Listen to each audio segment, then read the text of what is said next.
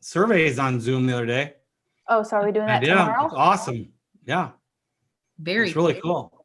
Yeah, I need to learn how to do all that. Okay, we are recording.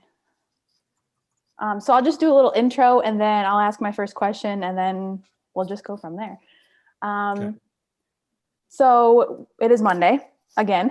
The weekend lasts about 2 seconds. It was a little gloomy this weekend, but the sun is shining today. And as you can see, if you're watching us on YouTube, we have a guest. And if you're listening to us, we have a guest. And her name is Francine Ivey. And this is the first time I'm meeting her. Chad knows her a little bit. She is a business coach. I did a little, Facebook stalking, as everybody does. And it says you're a motivational speaker too. So I'm really interested in that part. But I first want to know, Chad, how did you meet Francine?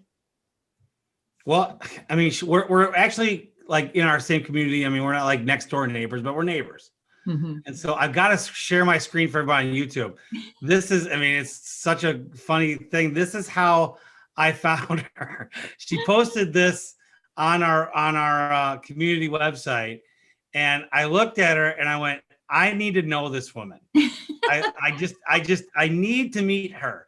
I don't know what it was. I had no idea. Now, I love my wife. That has nothing to do with that. I just knew there was something about her, and she had said something that gave me a spark that she was in the consultant realm.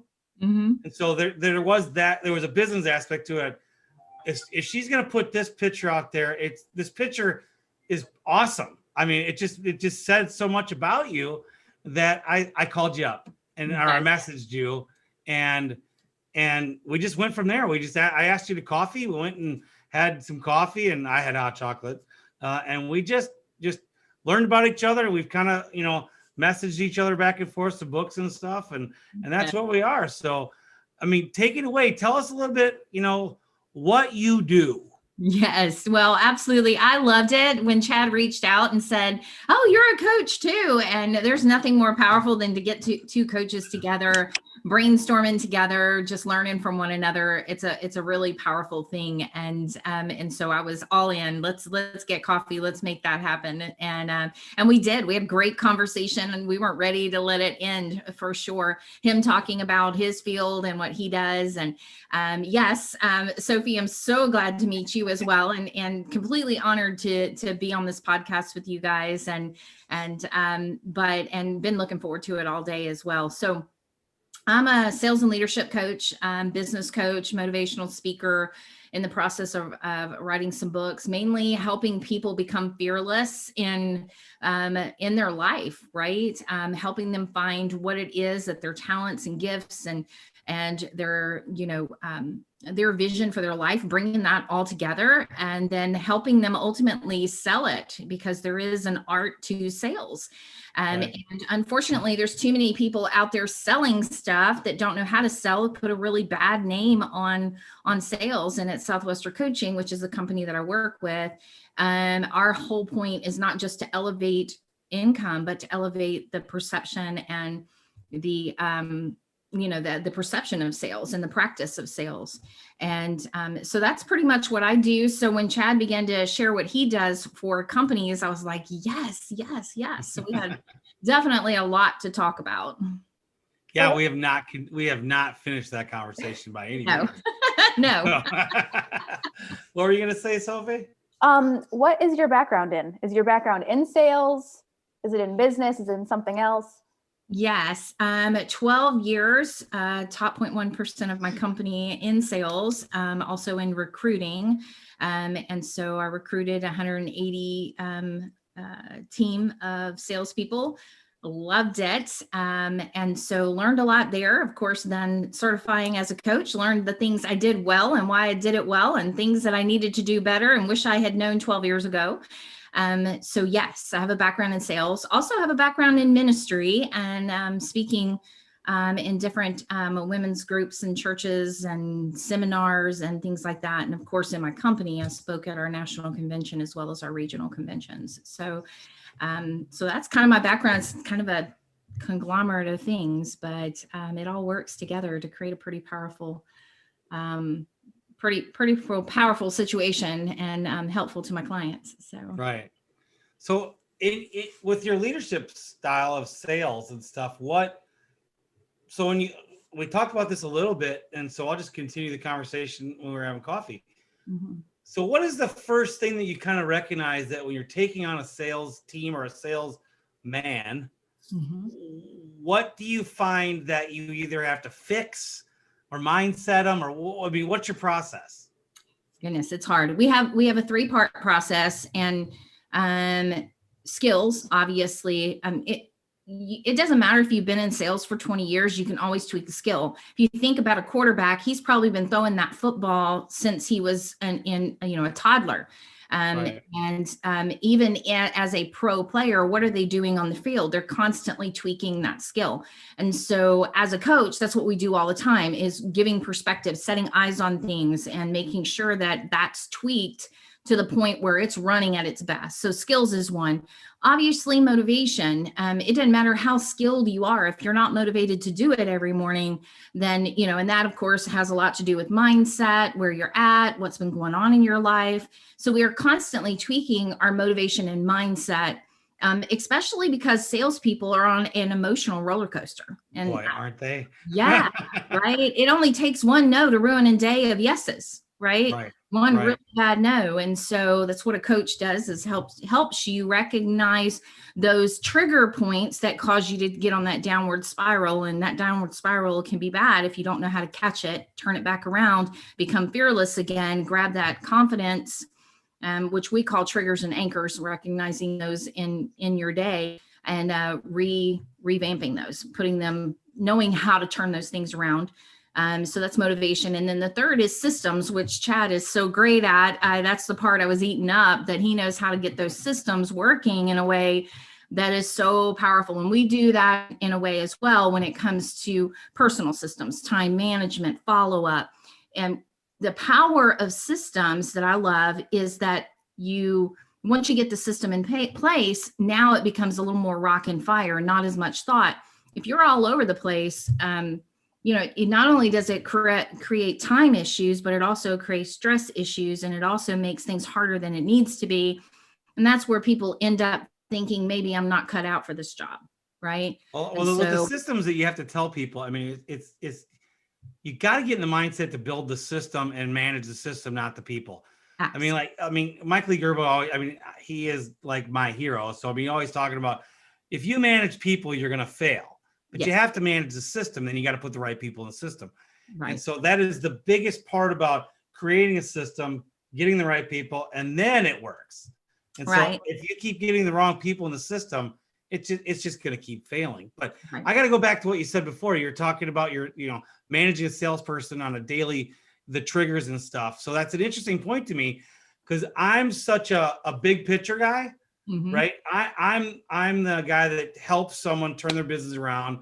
I mean, almost all my businesses, I've doubled their sales fairly quickly.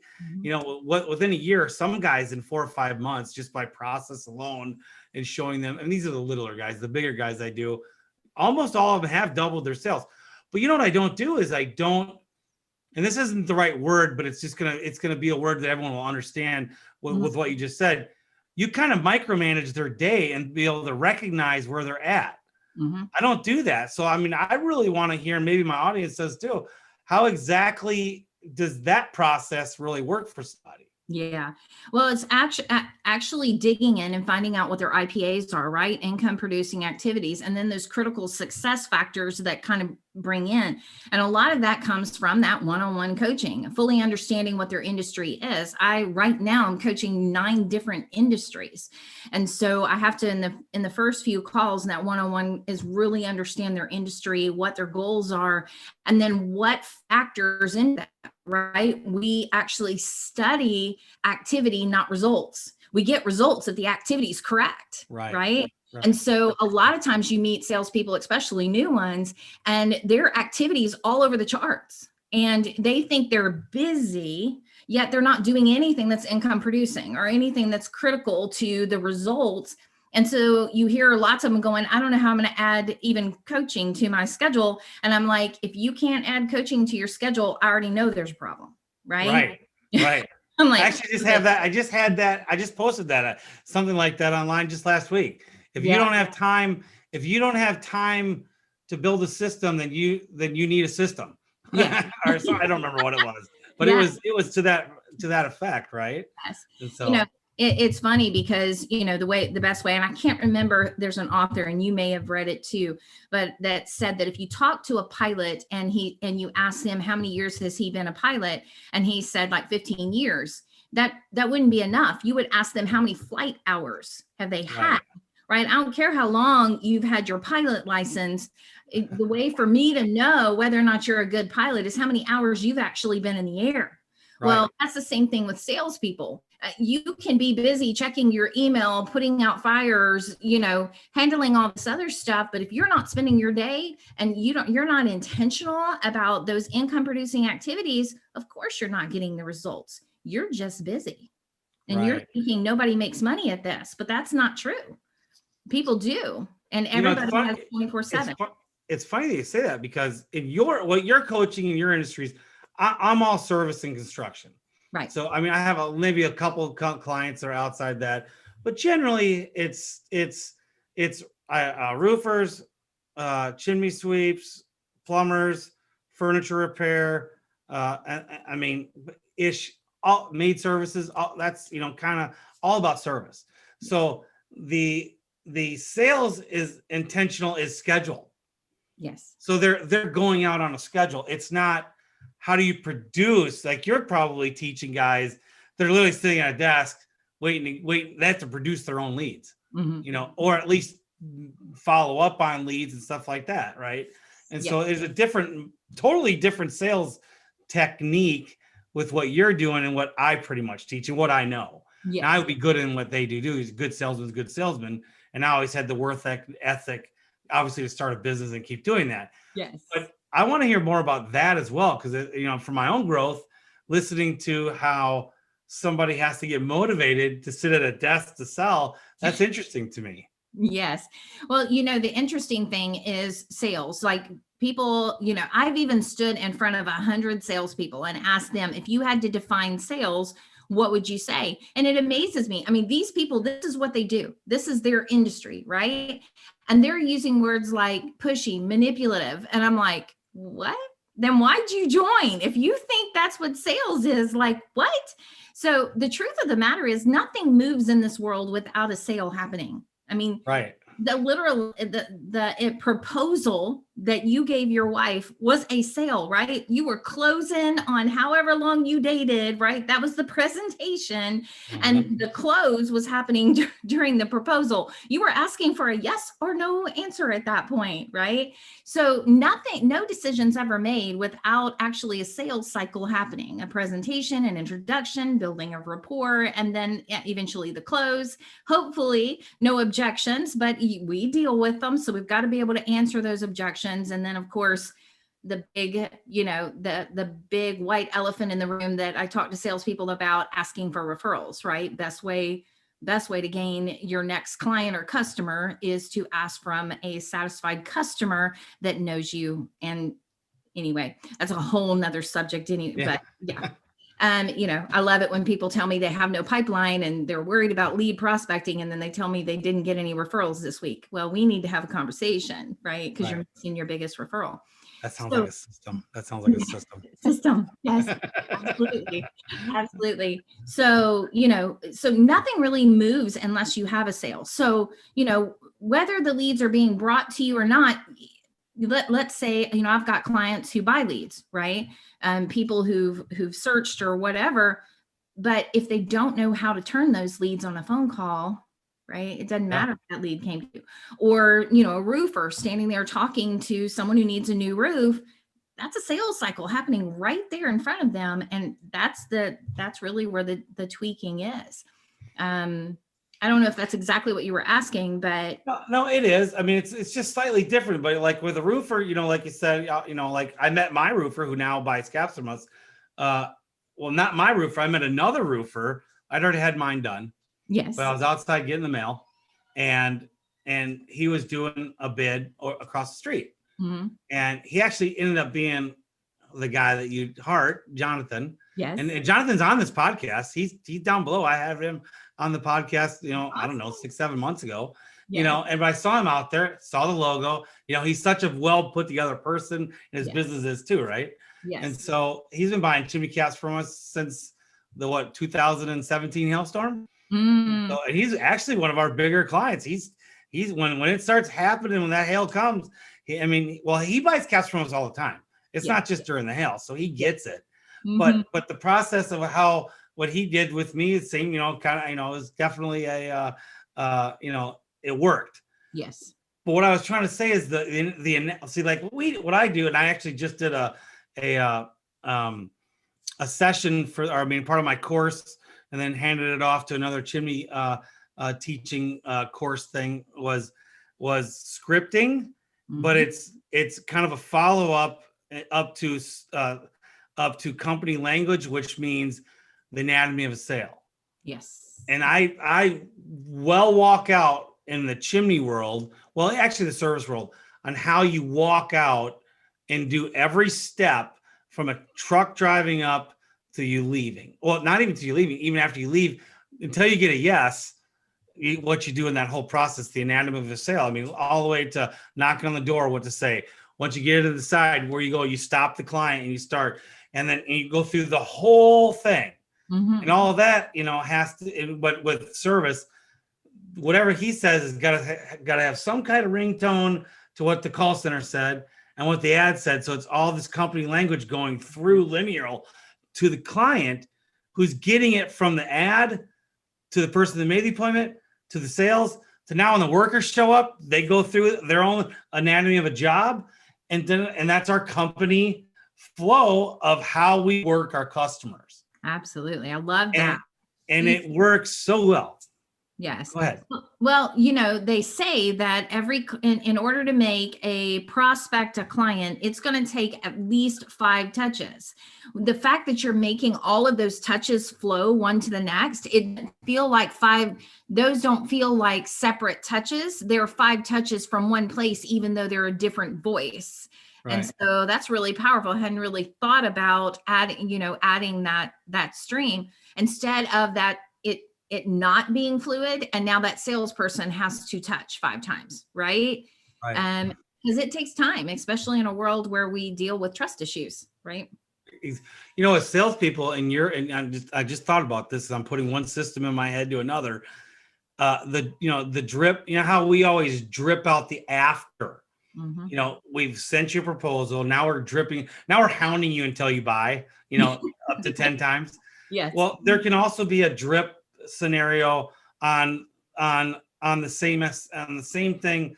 I guess it's the same thing as if you're either way, having that language to talk to someone to get them to purchase and putting a system in place for someone who's not in the sales part, giving them, okay, so day one was the sale, mm-hmm. or there's a pre-sale. Actually, generally mm-hmm. there's a pre-sale, right? So you have the pre-sale, mm-hmm. then you sell them, or at least you present.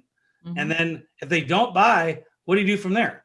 Do you forget, or you make a follow-up call and you're done? No, you have all these, like you said, warm touches. Yes. And keep going through. And that's really what makes, I've had guys that would do follow-up calls on their own. Mm-hmm. And you see their sales all be better than everybody else's. Mm-hmm. And then you see the guys that just, I'm done, 5 o'clock, hang up their coat and they don't think about it anymore. And their SOP, sales per opportunities, is under 700, when the guys that are above it who are calling, I can tell by the numbers. Yes. I just have to look at the number and go, that guy's not calling.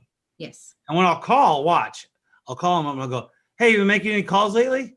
Because let's say they have 1,000 SPO and they go 3 months and it's dipped down to 720. Mm-hmm. But hey, have you been doing your calls at night? No. Oh, your numbers show. Mm-hmm. I can see it, and I'm sure your paycheck does too. Mm-hmm. You can call them out on that. And so it's, sales. God, sales is such I love it. I mean, if I didn't become a coach, or if I never started my own business, I would be sales. Yes. There was no other field that I would ever be in. Absolutely. We get to control our time, our freedom, and our paycheck. What? Yeah.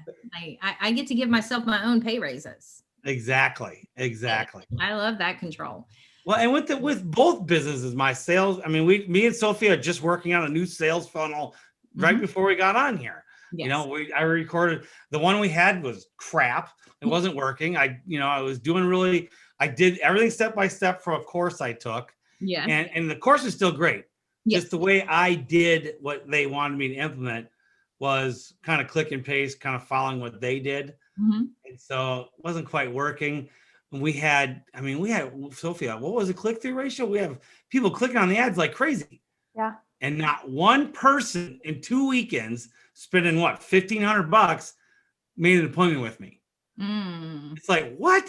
That doesn't. I mean, I had an ad last summer. I yelled into the phone or yelled into the camera saying, "Hey, it didn't wasn't what." So I was kind of an ass. I got 4 clients out of that ad because I was speaking to them, and I was just talking, and I was selling them in the call. And then when I got them on the call, they made the appointment. They found out who I was, and now I could help them, and blah blah blah. Yeah. Now this video today, Sophia, what do you think? I mean, how's that salesmanship with that video I just did? Yeah, the amount of notes that I wrote, I just loved how it was relatable and personable. And you were, instead of like selling your service of coaching, you were selling your story on how you got into coaching. And I think that's a whole lot more valuable. Huge. Stories are huge. They really are. I threw in 4 testimonials in there too. Just say, hey, don't trust me. Yeah. See what these guys say. And I chopped them up a little bit, but put them in there. And so, hey, we're going live sometime today, right, Sophia? Yeah, after this. So we'll see how that goes, but so let's move on. So, okay, so you're dealing with the day-to-day thing. Actually, you did touch on it and you did talk about it. So in your experience, when you're dealing with the day-to-day stuff, let's stay there. Mm-hmm. Do you find it that they have, are you offering them systems to do the day-to-day, or are you just giving them one simple I mean, tell me about that. I mean, related to me, I'm a systems guy. Tell me what you do. So we build out the systems. That's the power of one-on-one coaching over training, right? And I see the value of training, and I have books, and you've given me some great books that I've been reading on and things like that. I believe in books and I believe in trainings, and I'll be in one next week in a training. But the fact of the matter is, the difference between a training and a coaching is that execution, right? And that one-on-one. And so, yes, there's a couple of factors that come into building the correct systems for them. One, industry, right? Goal. And then we've got at least 4 different personalities and all the offshoots of that as well. So we can build into that. And so the purpose of that one-on-one coaching is to create systems that get results based on all of those things. And that's where the one-on-one coaching comes into play for us, because we can sit down and talk to them about, how do we do this? And then you mentioned it a minute ago, and that's one of our number one goals, is to get some scripts on them where we're really writing those scripts out, and that they practice them and then experience them enough, and then also go back and relearn every time they actually use or execute that script, not just executing it and writing it off, but going back and saying, hey, what did I do well? What did I not do well? Until it becomes so much a part of their DNA that it doesn't even sound like a script anymore, right? But it is, because they're doing the same thing over and over because it works. When you find something that works, you do it. So. Right. So you're not just a coach, you're a consultant too. Mm-hmm. And see, I find that actually in that video I just did, because I am so much, I would say more, I think I start off as a coach, like maybe first couple weeks. Mm-hmm. Then I go full bore, like 6 months of flat out consulting with a little bit of, let them cry on you and help them and get through there. And then where you keep like I'm going on 7 second-year clients right now. Yes. Awesome. There's not many coaches that have second-year coaching, because they don't know, because you can like coach so much. You've got to throw in some systems, but then you have to revert back to coaching.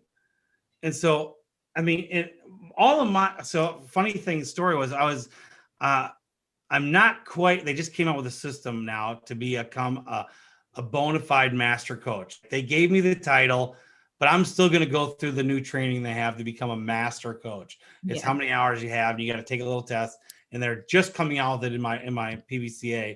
And so I'm going to still go through that and do that. But I had such a time getting people on the second year. I actually had a couple clients not long ago, really, literally like 2 months ago, in Christmas time, a little bit of, I don't know how much longer. I don't know I didn't know what I had in them. I didn't know what my value was anymore. And we kept having, I had one really bad session with one client. It was bad. I mean, like yelling. I mean, it was, and I know you guys know who you're talking about when you listen to this. And I got the phone. I texted him and apologized, but we had a plan for the next time.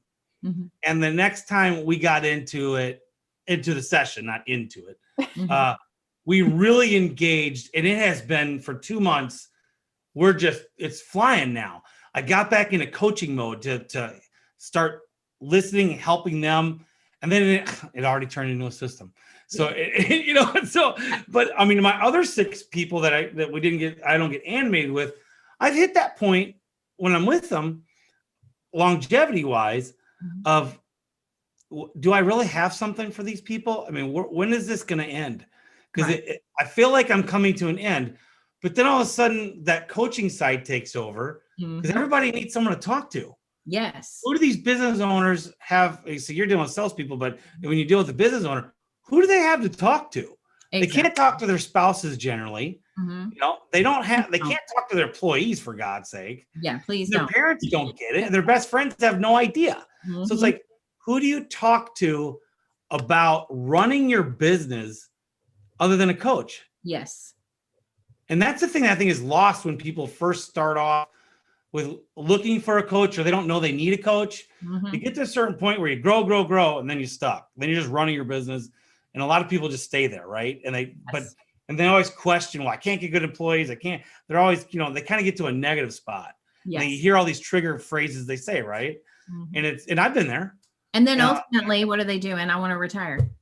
Right. And then they have nothing to retire to, because nobody wants their crappy business, because they are the business. Yes. And so you can't sell a business that you're business. I mean, you have to step out of business, whether you want to still be in it or not. You still have to build a business that doesn't rely on you. And when you do, now you have something to sell.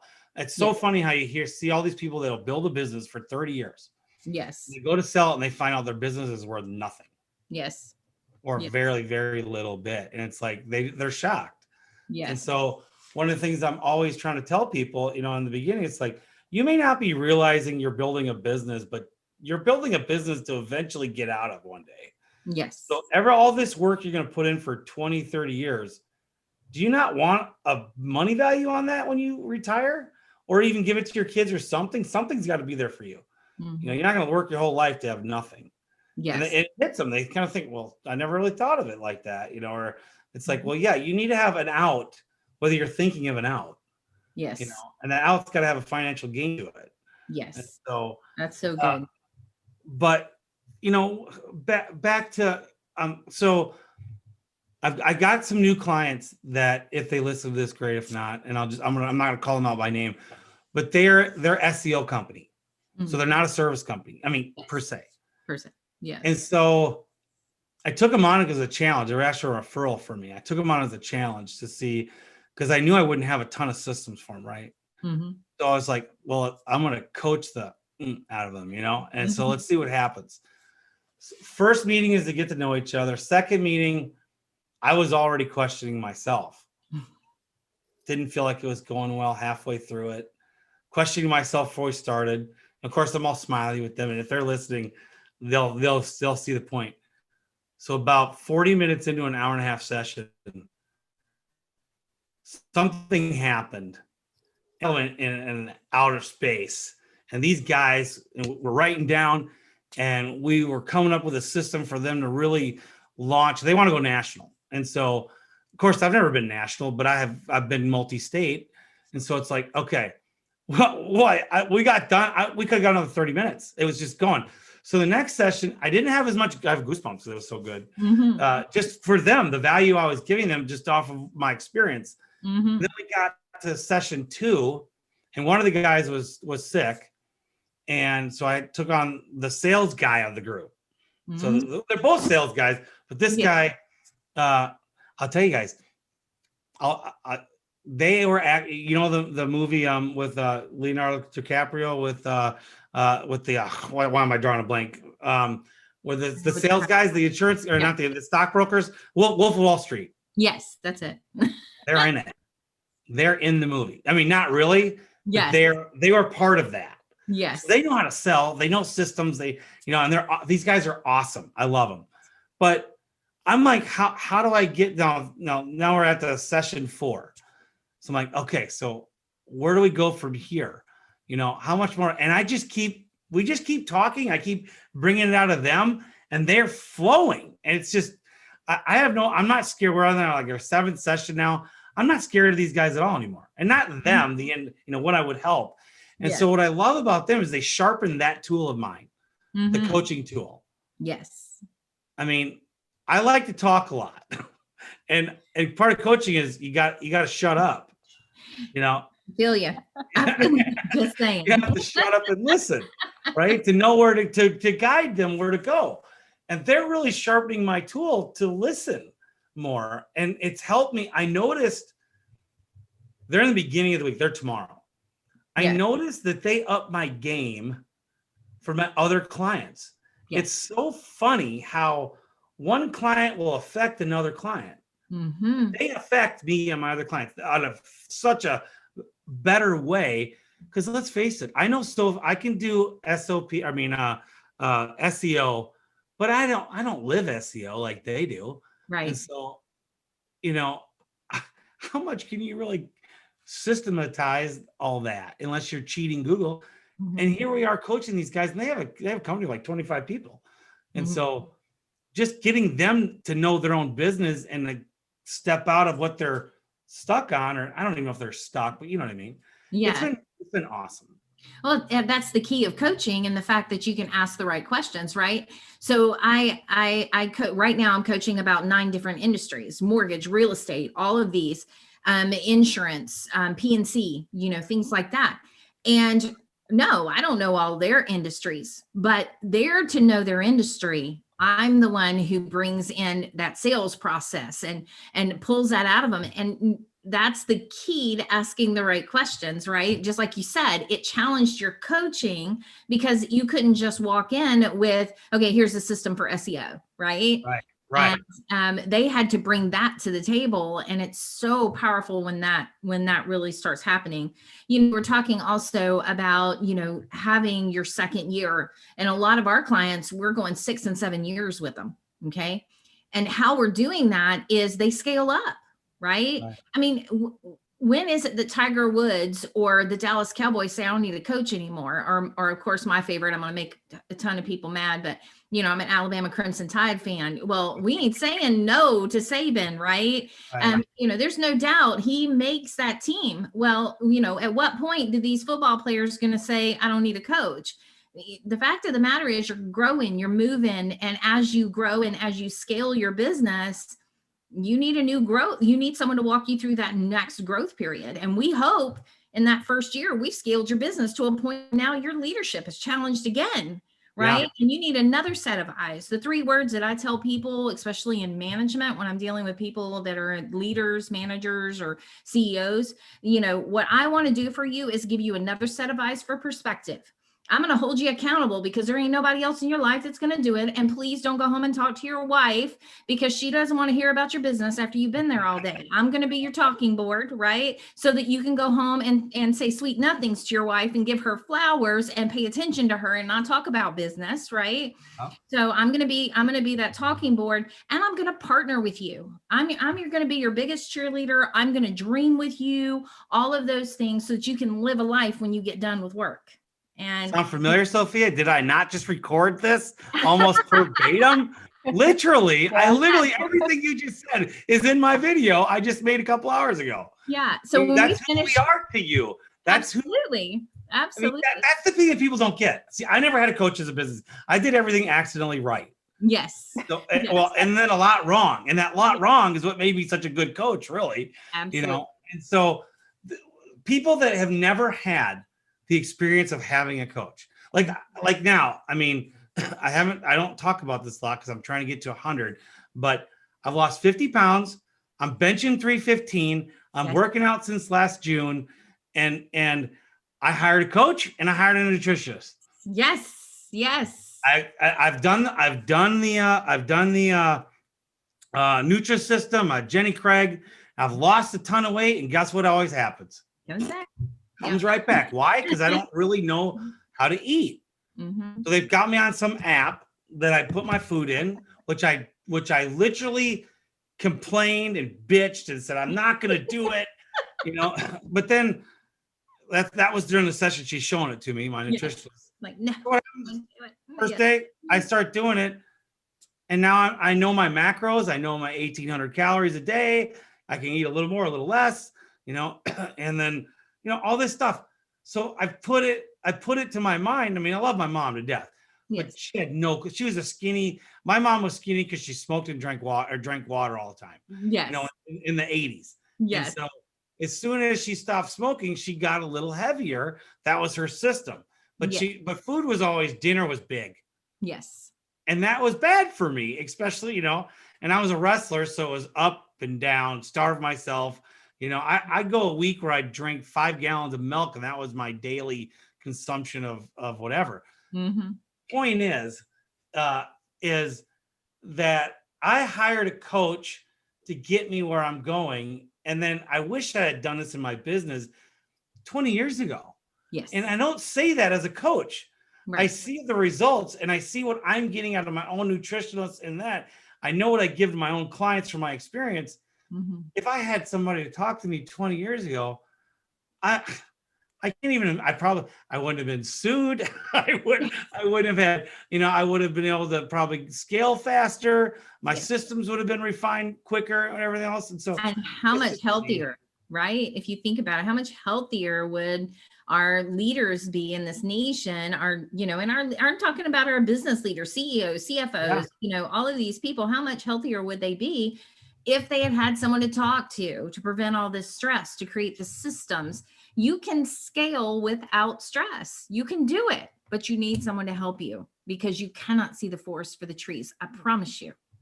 So it's so true. And that's really our roadblock, isn't it? Looking at someone who's never been coached, and I don't care how many testimonials, it helps a little bit throw the testimonials out. Mm-hmm. But they look at you as a number. Well, you're going to be $1,500 a month, or you're going to be $4,000 for this course. Yes. It's like, don't you, okay. If I could, let's say it's $1,500 a month. Mm-hmm. What if I showed you in 2 months that I'm free? Yes. That's one of the things I use, because I will show you a system or show you something I can tweak on your sales, or I will end up from one way. If you have employees that clock in and out, I already know how to get you to save money on them, and you'll save $1,500 if not a week, it's certainly a month. And so just trying to get them to understand you don't have to do this alone. Why do you struggle? I mean, I'm in a lot of groups online, and I hear all these people asking questions, and of course I try to pop in, but then you hear all the negativity. It's like, you don't hear me talking negative a whole lot. You don't hear my clients talking negative a whole lot. Mm-hmm. It's because they're always working on their business, and it's always works for them. Yes. There's nothing you can't do that doesn't work. It may be a better way, another better way, but just focusing, I call it the 30,000 view, focusing, looking down versus in it and looking around. Yes. When you come up out of it and you help and you get a coach's help that's helping you elevate your vision down, mm-hmm. and then implement these stuff. I mean, I'm very good at taking someone who's in their business, like literally a truck, and getting them out of their business in 2 months. Yes. Getting it on their business, not in it. And mm-hmm. I've done it with probably 10 different clients. They were all trucks when I took them on and got them out. Mm-hmm. And they're all now, I don't have a client now that's not in a truck. They're all out of it. And so getting them to understand the value of that, I mean, just to talk to somebody. Yeah, it's huge. It's huge. I mean, mm-hmm. Well, it's literally like going to church and hearing something for the first time. And I'm not talking about just your normal sermon, but the priest or the minister or whoever guy's up there who's, you're kind of sleeping, and you're kind of listening, it's blah, blah, blah. Then all of a sudden he says something. You're like, Yes. that's me. You're talking to me. Yeah. Me. Yes. I've done that at church. That's me. Yep. That's Yeah. me. I get Yeah. it. Yeah. I mean, and you get goosebumps again. It's like, okay, all right. And that's the same thing us coaches are all trying to say. Hey, that's me. Come here. I can help you. Exactly. Well, it's like the difference in training. And, I was talking to a prospect the other day, and the year before he had spent $15,000 on a training that he went through, and then another $7,000 the next year. So we're talking $22,000 in training.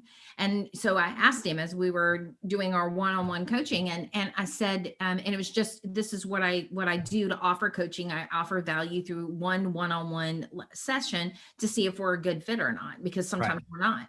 And so I'm sitting there and I said, so, okay, you spent $22,000 in training. What are you doing now? How are you executing that?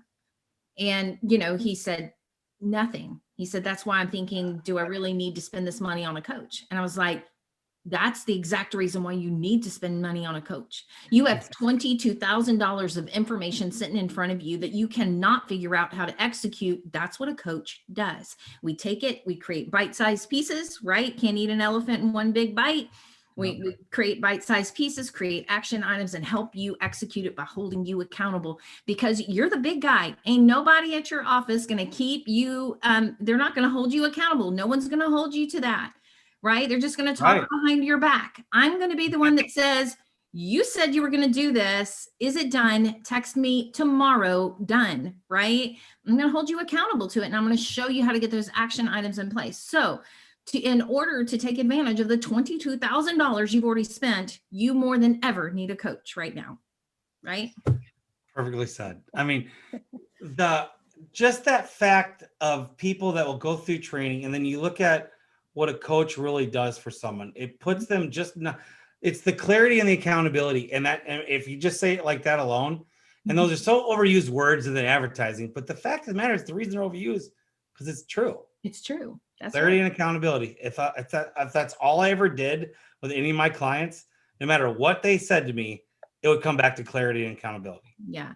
And I asked him, I said, have you ever sat in a training and heard something from the stage that you thought, oh my goodness, that would radically change my business, or that would change my company if I could just have 1 hour with that person?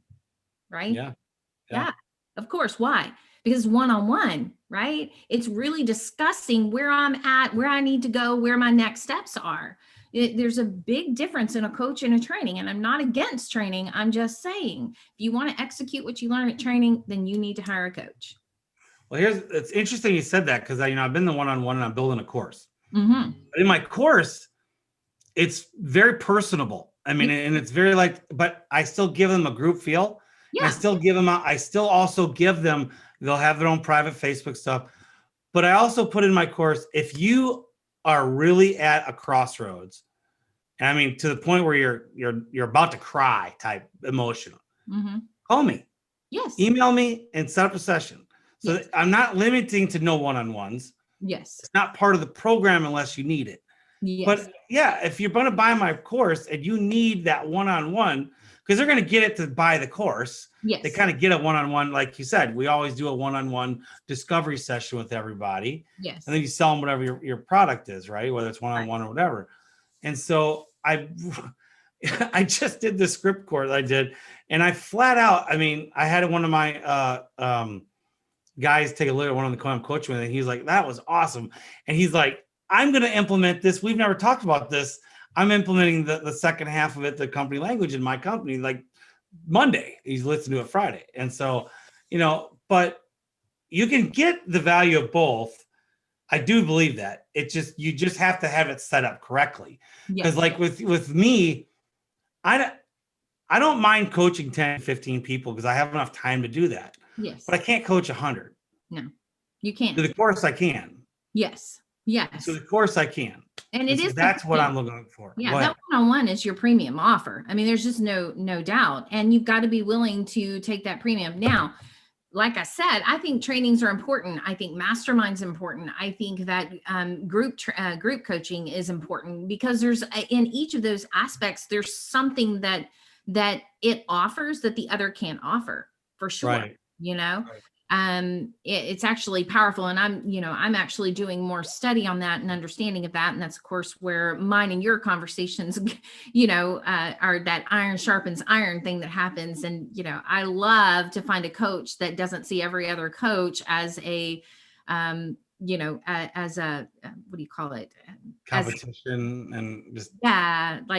Competition, right? Yeah. Because man, we can sharpen one another big time. And that's what I love. So yeah, I think training is hugely important. And just like you said, your client sat down and pulled that piece away and was able to execute it. It's all those little things and it really depends on where you are in your business too.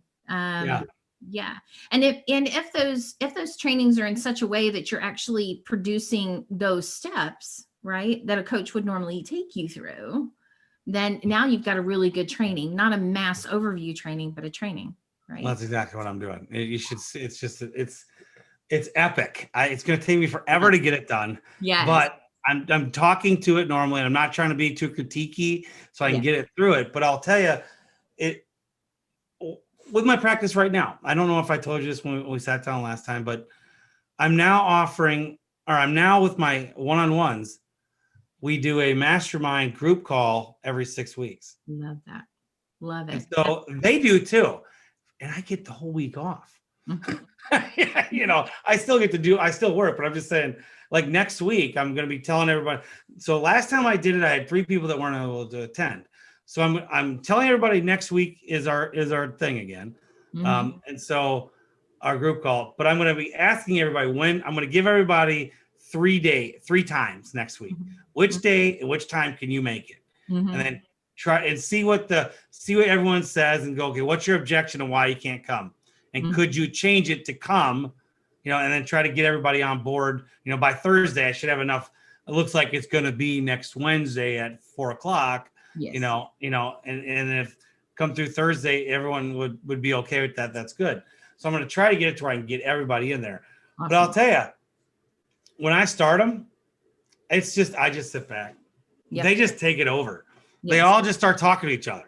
Yes. And it's just, I only get in there to talk just because I want to be part of it. I don't coach. Right. I just sit there and just let them go. It's a whole nother thing. It's a whole nother level. It really is. I love it. And I love to be a part of them myself. So yeah, I like how they always go, hey, does anyone know how to do this? And then, or I'm having a problem doing this. And then, it's always an employee thing, And so, so you listen to all this and you hear the different perspectives and everything else and go from there. And, and it is awesome. It is fun. And so what are we doing on time? Like almost an hour. Okay. Don't cut that out. Hey everybody, this is what it is when you start getting like-minded, fun people to talk, right? So I think the moral of the story is that a couple of things here. One, I didn't even touch, we didn't quite touch on just here at the end. Number one is hire a coach. It'll help you. Number two is if you are a coach, which I'll bring something up here in a second, coaches can help coaches. You do not have to be such a, competitive type of deal. So like I'm actually like, I've become friends with Mark Stoner. He's got a consultant kind of thing going on. Mm-hmm. I'm friends with my whole PBCA, and I've got another gentleman that's a coach, Jim Brewer, in the chimney industry. I'm having a conversation on Wednesday. So all these, we don't have to be competition. We help each other out. I cheer people on, and so I want especially the chimney industry. I'm passionate with it. Any construction service, I'm totally passionate. But when it comes to me helping a chimney guy, I have so many more systems for them because I know how to cookie cut up their business to make it flow for them and how to do it. And it's not that much different than normal services. But I love helping people like you do too. And so, everybody, Francine Ivey, there she is. And so she's great. How do you get a hold of you if you need sales training? You can, if you're on Facebook right now or Instagram or anything like that, you can message me there. You can also call me at 251-402-2001 or Francine Ivey with an E, IVEYSWC.com. So connect. Okay, go ahead. When we're okay. Thank you, everybody. Cut. Okay. Put that in the chat for her real quick. Write your information so she can put it in the down to the body of it, so we can tell everybody how to get a hold of you for sales training and stuff like that. And so, I mean, that was awesome. Yay. It's easy to talk to you, Chad.